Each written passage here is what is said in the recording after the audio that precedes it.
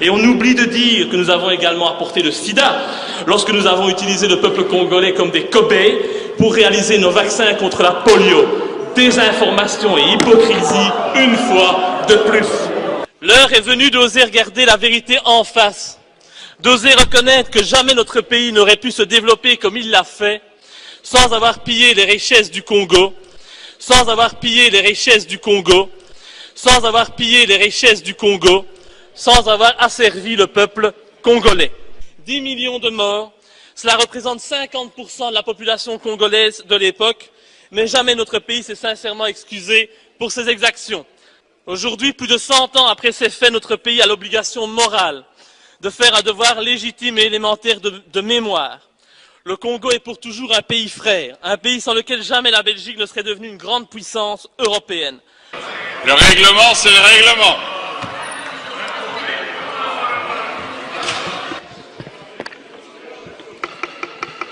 Cinq minutes, Monsieur le Président, c'est parti.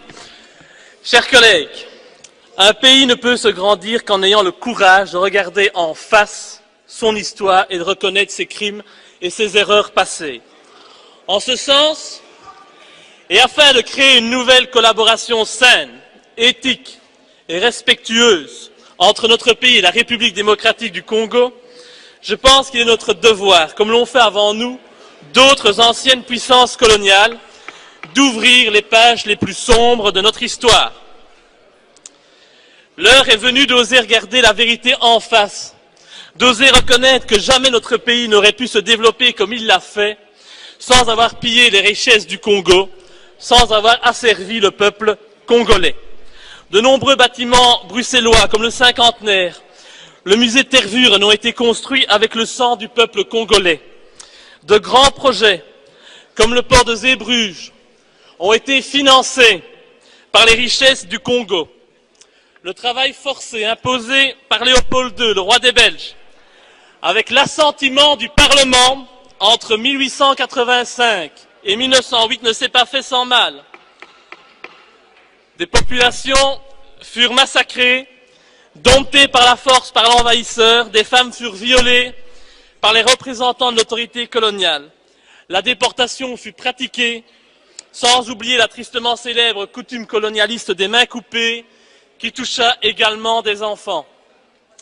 Après le règne de Léopold II, la colonisation a elle aussi fait de nombreux dégâts et de multiples victimes.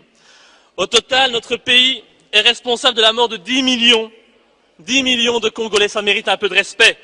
Un des plus grands génocides du monde.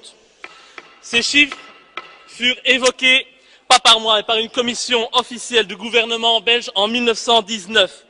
10 millions de morts, cela représente 50% de la population congolaise de l'époque, mais jamais notre pays s'est sincèrement excusé pour ces exactions.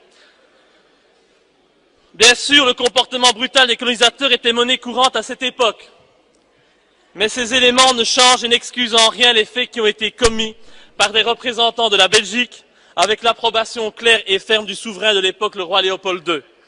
L'ambition de notre roi et le statut qu'il voulait offrir à notre pays ne doivent, c'est pas possible, hein,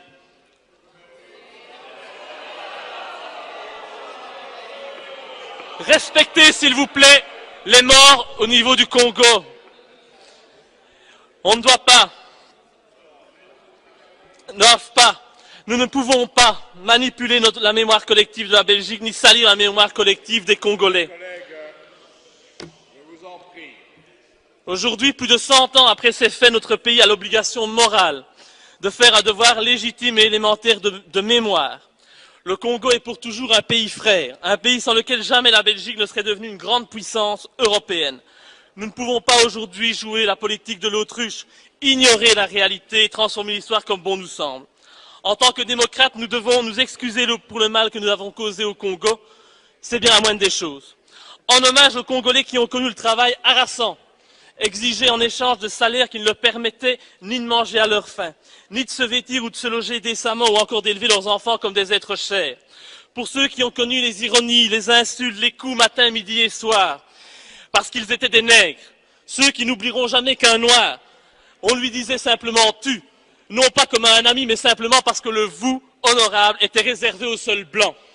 en hommage à ceux qui ont vu leurs terres spoliées, au nom de textes prétendument légaux qui ne faisaient en fait que reconnaître le droit du plus fort, le droit du colon. Eh bien, pour ces gens qui durent accepter que la loi n'était jamais la même, donc qu'il s'agissait d'un blanc ou d'un noir, pour ceux qui ont connu les souffrances atroces des relégués pour opinion politique ou pour leurs croyances religieuses, comme Simon Kimbangu, exilés dans leur propre patrie, et pour qui un avenir pire que la mort était réservé.